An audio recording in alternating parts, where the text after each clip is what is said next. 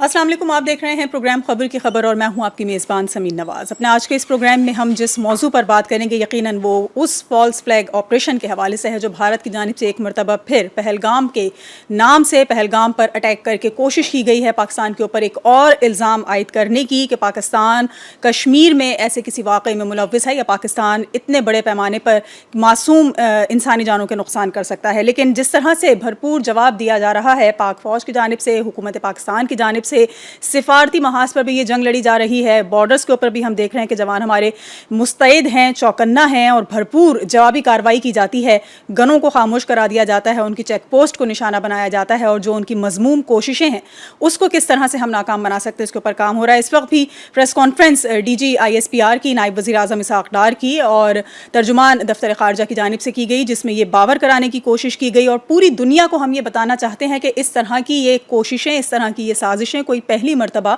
भारत की जानिब से नहीं की जा रही हैं, बल्कि माजी में भी इससे पहले मुताद्दिद मरतबा यही कोशिशें की जाती रही हैं और अब की मरतबा भी जो ये कोशिश है उसको किस तरह से नाकाम बनाया जाएगा। इस पर कुछ गुफ्तगू के लिए हमारे साथ मौजूद हैं डिफेंस एनालिस्ट ने, senior defence analyst major Fawad Siddiqui. बहुत शुक्रिया आपने वक्त दिया फवाद साहब प्रोग्राम के लिए।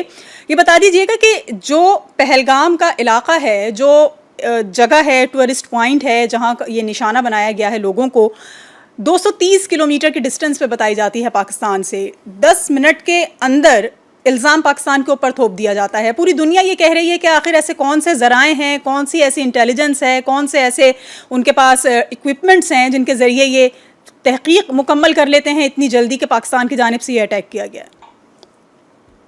जी बहुत बहुत शुक्रिया समीन साहिबा कि देखिए ये तो पिछले 7-8 दिन से जो है ये हिंदुस्तान ने अपने आप को दुनिया के लिए एक जरिया जग हसाई जो है वो बनाया हुआ है। ये तो जिस तरह आपने फरमाया कि जो पहली FIR दर्ज हुई इंसिडेंट के 10 मिनट बाद, जिसका सिर्फ फासला ही जो है उस इंसिडेंट की जगह से वो 30 मिनट के दूरी पर है, तो ये किस तरह हो गया कि जी वहां से इन्वेस्टिगेशन टीम पुलिस की आई, उसने इन्वेस्टिगेशन की और वापस जाकर FIR जो है वो दर्ज कर दी 10 मिनट के अंदर अंदर ही, जो वाकई रूनुमा हुआ था। ये तो अब जो है दुनिया इस चीज को समझ चुकी है कि जो इंडिया है वो ही जो है इस दुनिया में, इस खित्ते में जो है वो दहशतगर्दी फैलाने के लिए सबसे बड़ी अमाजगाह है और दहशतगर्दी को एज अ टूल स्टेट जो है, स्टेट के तौर पे जो है वो स्पॉन्सर करता है। देखिए ये इससे पहले भी ये तो सिर्फ आपने जिस तरह DG ISPR की कॉन्फ्रेंस कल भी सुनी और आज भी जो नायब वजीर आज़म के साथ उन्होंने की, उसमें उन्होंने शवाहिद के साथ जो है ये चीज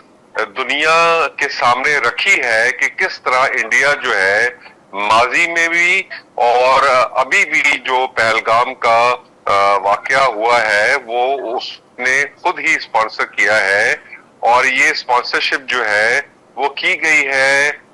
दुनिया से कश्मीर में जो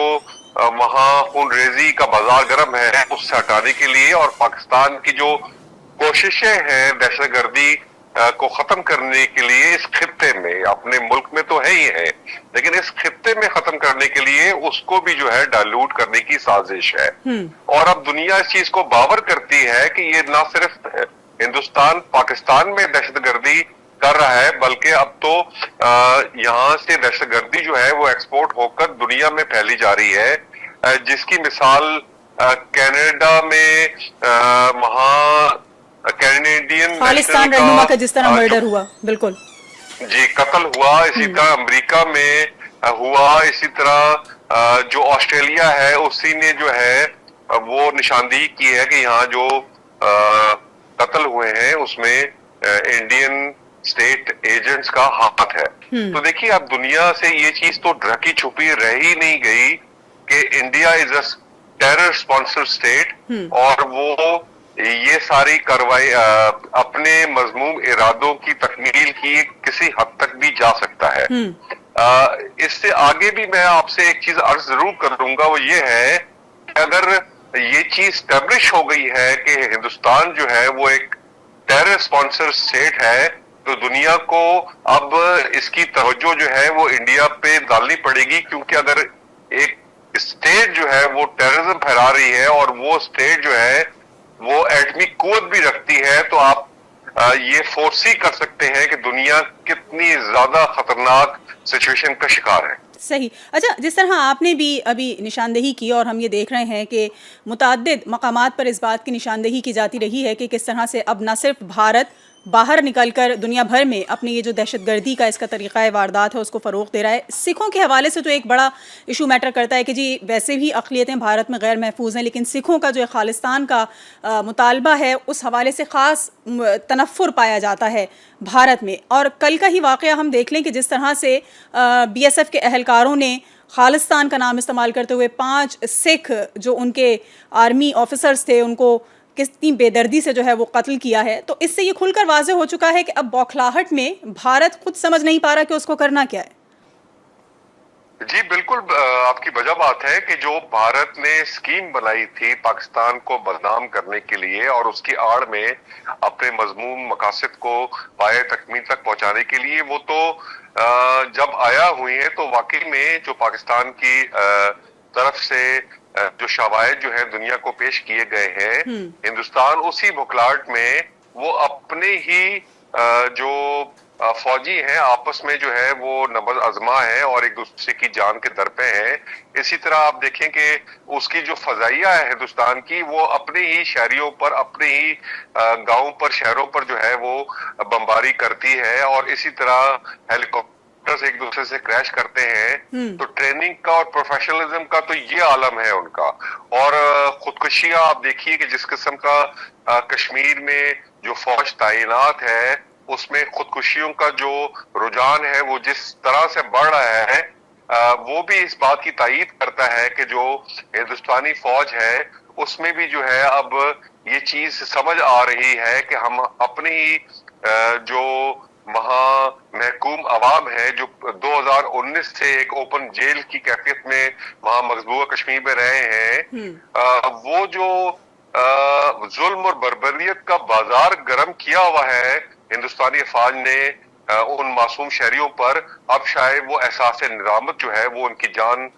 لے کر رہ رہا ہے۔ صحیح۔ اچھا فواد صاحب یہ بتا دیے کہ اس وقت ایکچوئل پوزیشن کیا نظر آتی ہے، کیونکہ جس طرح ہم ایل او سی کے اوپر دیکھتے ہیں کہ بھارتی فوج کی جانب سے جو ہے وہ جارحیت کا سامنا ہے، ورکنگ باؤنڈری پہ سیالکوٹ سیکٹر میں سیم سچویشن فیس کرنی پڑ رہی ہے، یہ اس وقت جن کوششوں میں مصروف ہے بھارتی افواج اس کا کس طریقے سے جواب دیا جا رہا ہے اور پاک فوج کی کیا تیاریاں اس سلسلے میں؟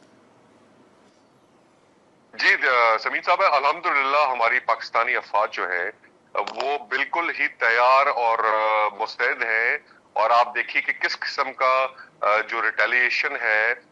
وہ پاکستانی افواج کی طرف سے ایل او سی پر، ورکنگ باؤنڈری پر کی جا رہی ہے، اور اینٹ کا جواب جو ہے وہ پتھر سے بھی دی جا رہا ہے، نہ کہ ہمارے ویسٹرن بارڈرز کو انہوں نے محفوظ کیا ہوا ہے۔ اور مستعدی سے آپ دیکھیں کہ ایک ڈرون جو ایک کوڈ کاپٹر جیسا چھوٹا سا بھی جو وہ ڈرون ہے، اگر وہ ایل او سی کراس کرتا ہے تو اس کو ایل او سی کراس کرنے سے پہلے ہی مار گرایا جاتا ہے، تو آپ سوچ سکتی ہیں کہ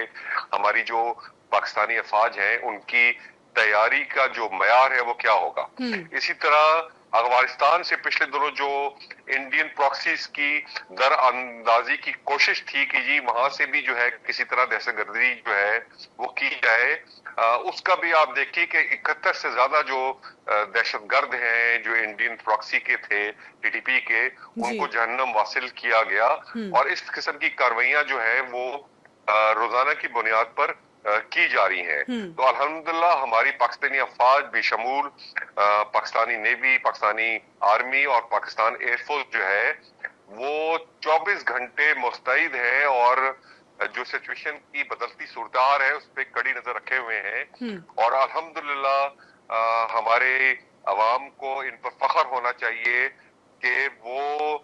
کسی بھی در اندازی کا جو مقابلہ ہے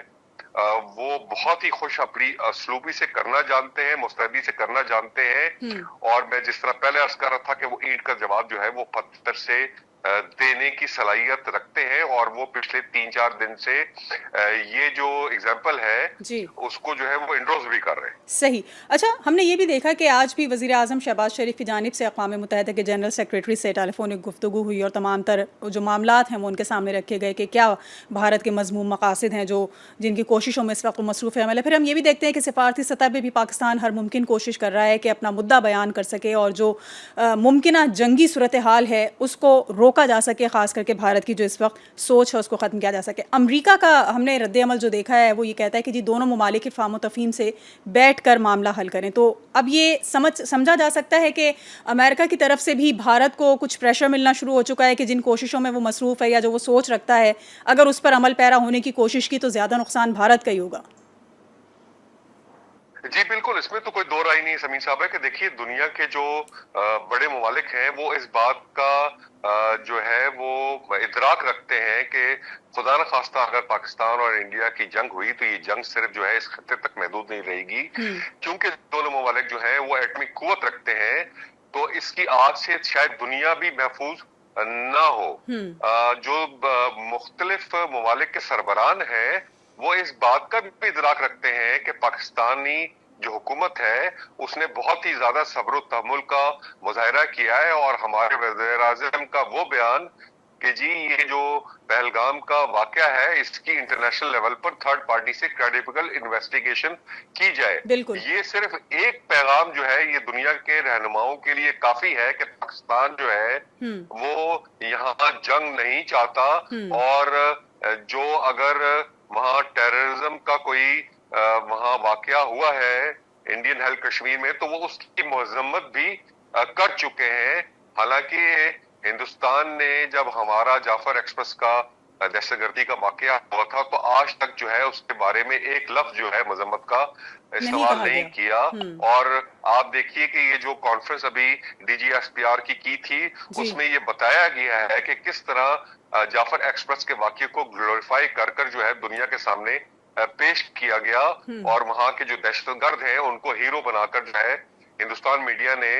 دنیا کو باور کرانے کی کوشش کی گئی کہ وہاں یہ دہشت گردی جو ہے وہ ان بلڈ ہے. صحیح، ٹھیک. بہت شکریہ. ہمارے ساتھ موجود تھے senior defence analyst major Fawad Siddiqui, اور ہم کچھ بات چیت ان سے کر رہے تھے اس وقت پہلگام واقعے کے حوالے سے جو ایک حالیہ پریس بریفنگ دی گئی ہے نائب وزیر اعظم Ishaq Dar, D G I S P R اور ترجمان دفتر خارجہ کی جانب سے، اور یہ کوشش کی گئی ہے کہ ہم عالمی سطح پر اس کیس کو زیادہ مضبوط بنا سکیں کہ کس طرح بھارت پرزور کوششوں میں مصروف ہے کہ وہ کسی طرح سے پاکستان کے اوپر دعویٰ بول دے، لیکن اس کی یہ کوششیں کامیاب نہیں ہونے دی جائیں گی. ایک بریک لیں گے، بریک کے بعد واپس آئیں گے تو کچھ مزید مہمان اسی موضوع پر ہمارے ساتھ موجود ہوں گے. ہمارے ساتھ رہیے.